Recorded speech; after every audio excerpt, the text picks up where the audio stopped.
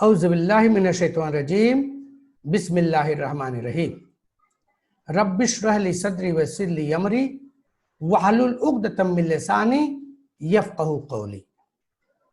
Dear students, today we are going to learn appreciation of poetry for standard 9th. It's chapter 1.1 poetry, walk a little slower. आप लोगों को मालूम होगा कि appreciation of poetry question number 3B ये 9th class के question में जो पोएट्री है वॉक अ लिटिल स्लोअर, इसका एप्रिसिएशन पढ़ेंगे. ये एप्रिसिएशन जो है हमेशा हमारा 5 मार्क्स का आता है. एप्रिसिएशन के लिए सबसे पहले हम राइमिंग स्कीम को देखेंगे. राइमिंग स्कीम ये बहुत ही इंपॉर्टेंट क्वेश्चन होता है जो कि 5 में से 1 मार्क्स का राइमिंग स्कीम का सवाल होता है. तो इसको हम पहले समझ लेते हैं. ये हमारी पोएट्री है 1.1 वॉक अ लिटिल स्लोअर. यहां पर हम चूंकि पोएट्री पढ़ चुके हैं, पोएट्री के मीनिंग को हम समझ चुके हैं, उसके क्वेश्चंस को हम कर चुके हैं. अगर आपने वो वीडियो हमारा न देखा हो तो लिंक में जा करके उसको देख लें, पोएट्री को समझ लें, उसके क्वेश्चंस को कर लें. यहां पर हम अब एप्रिसिएशन का क्वेश्चन जो 3B होता है 5 मार्क्स का, उसको करने वाले हैं. Walk a little slower daddy. यहां आप देखेंगे डैडी को हमने अंडरलाइन किया है.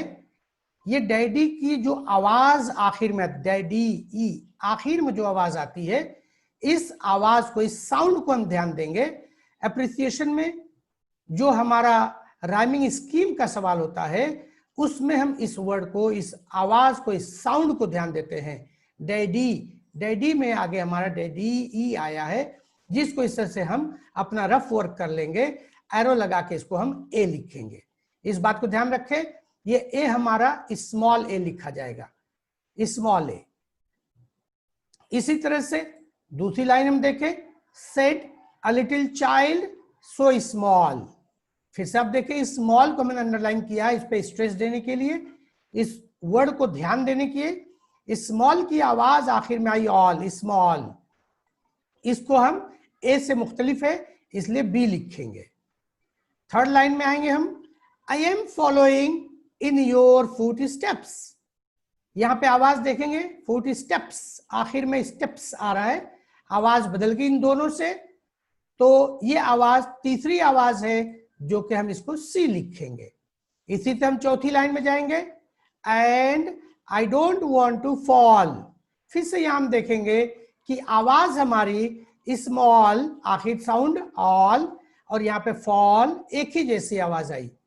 तो सेकेंड लाइन की जो ऑल आई थी स्मॉल की आवाज, उसमें हमने बी लिखा था, तो सेम साउंड हमको यहाँ मिल रहा है फॉल, तो हम इसको भी बी लिखेंगे.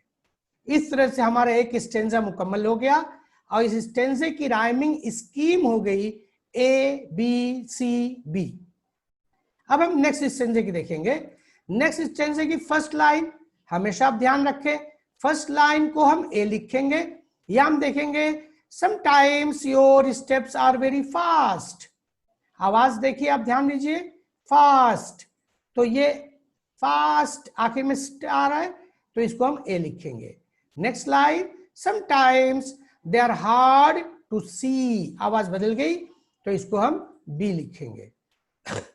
Third line, so walk a little slower daddy. फिर से आवाज बदल गई तो इसको हम सी लिखेंगे. फोर्थ लाइन देखेंगे, for me, for you are leading me. आवाज देखिए, दूसरी लाइन जो बी हमने लिखा था, सी मी, आवाज आखिर में एक जैसी आ रही है, साउंड एक जैसा आ रहा है, तो इसको भी हम बी लिखेंगे. तो पता चला कि इस स्टेंजे की भी rhyming scheme A B C B है.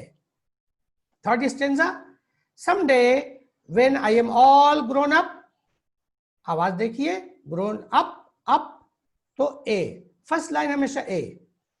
You are what I want to be. आवाज बदल गई तो इसके लिए हमारा आ गया B. Third line, then I will have a little child. Child, sound देखिए राउंड आखिर का, ये हो गया हमारा सी।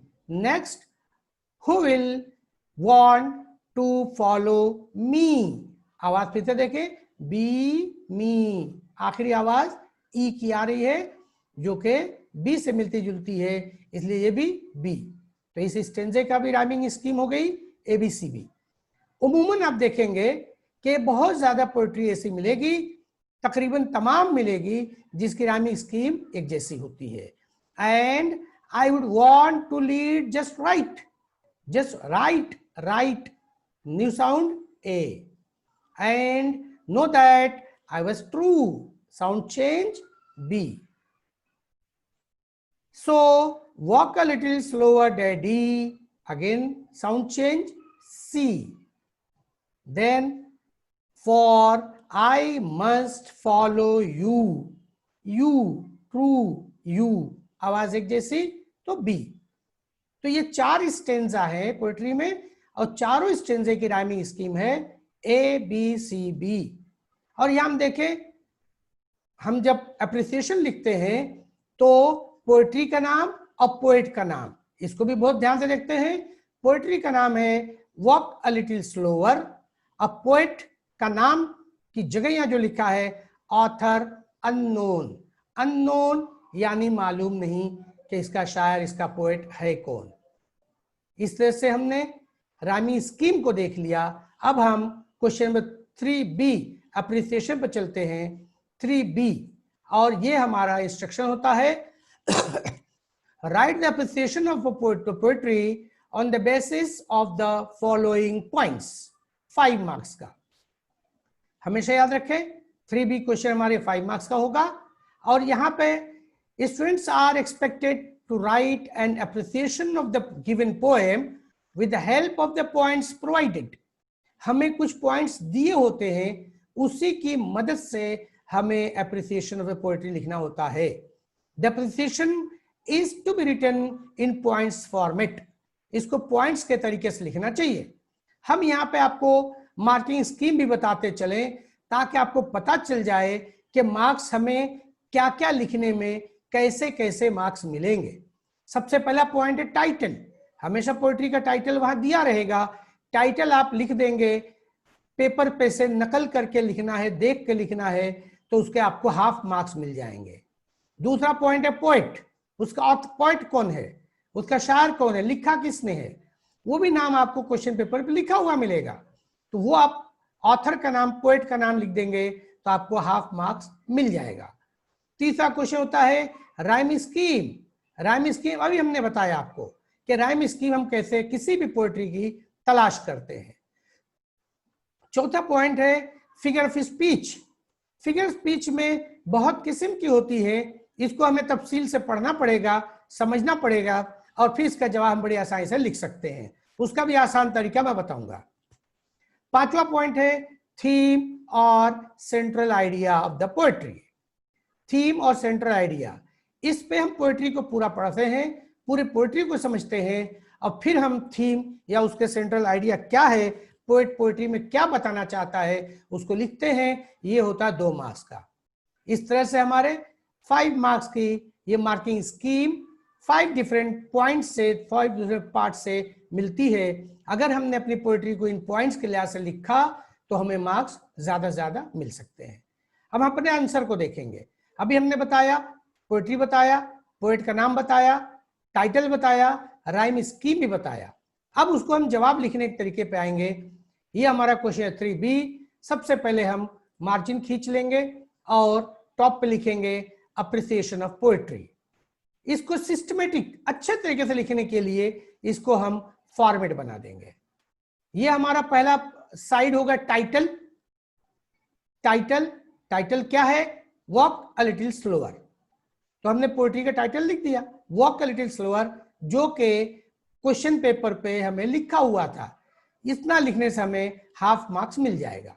पॉइंट 2, हमने देखिए लाइन खींच के जगह छोड़ा है ताकि क्वेश्चन का जो आंसर हम लिख रहे हैं वो इतना बेहतरीन और सेटअप पेज का सही हो कि कॉपी चेक करने वाला मजबूर हो जाए आपको मार्क्स देने के लिए। पॉइंट है 2, poet. The poem is written by anonymous, यानी unknown, anonymous, वो भी लिखा हुआ है, या तो पोएट का नाम लिखा रहेगा या anonymous लिखा रहेगा, आपको वही देख के लिखना है। Point number 3, rhyme scheme. Rhyme scheme के बारे में अभी हमने बताया कि राइम स्कीम कैसे मालूम करते हैं। इस पोएट्री हमने देखा कि राइम स्कीम इज ABCB। यहाँ पे ध्यान रखेंगे कि ABCB हमारी राइमिंग स्कीम है, और इसके लिए मैंने पहले भी बताया कि ये स्मॉल अल्फाबेट्स लिखे जाएंगे, इसका तरीका भी देख लें और इसी तरीके से जवाब लिखें। कैपिटल लिखना गलत होगा। Question point number 4, figure of speech. Figure of speech में आप देखेंगे कि इस पोएट्री में फिगर ऑफ स्पीच जो है ये इलिट्रेशन है। इलिट्रेशन की पहचान क्या है? जब हम किसी एक लाइन में देखें कि 2 या 2 से ज्यादा वर्ड्स एक ही अल्फाबेट से शुरू होते हैं। फिर से सुन लें, इलिट्रेशन की पहचान ये है कि एक ही लाइन में जब 2 या उससे ज्यादा वर्ड्स एक ही अल्फाबेट से शुरू हो तो हम उसे इलिट्रेशन कहते हैं। यहां पे आप देखें, मैंने एक मिसाल दे दिया है, said a little child so small. या हमने अलग अलग कलर से भी बता दिया ताकि आप तवज्जो दे सके। सेड का S, सो का S, स्मॉल का S, इस तरह से 3 वर्ड ऐसे आए हैं जिसमें S से शुरू हुआ है, इसलिए इलिट्रेशन की खासियत पाई जाती है। इसके अलावा और भी खुसूसियत है, लेकिन 1 नंबर का सवाल है, अगर हमने एक खासियत फिगर ऑफ स्पीच बताई और उसकी मिसाल भी दे दी तो आपको फुल मार्क्स मिलेंगे। और भी खुसूसियत है, लेकिन सबसे आसान खुसूसियत है फिगर ऑफ स्पीच इलिट्रेशन लिखना। पॉइंट नंबर 5, थीम और सेंट्रल आइडिया। इसके लिए आपको थोड़ी मेहनत करनी पड़ेगी, पोएट्री को समझना पड़ेगा और अपने अल्फाज में तो 3-4 लाइन में जवाब लिखना पड़ेगा, जिसके हिसाब से नंबर कम बेश मिलते हैं। आपके लिए एक सैंपल मौजूद है, इससे बेहतर भी आप लिख सकते हैं। The importance of the father as a role model is the central idea of the poem. The child in the poem wants to observe and imitate the life led by his father. So he requests his father to walk slow that he could find easy to follow the footsteps of his father.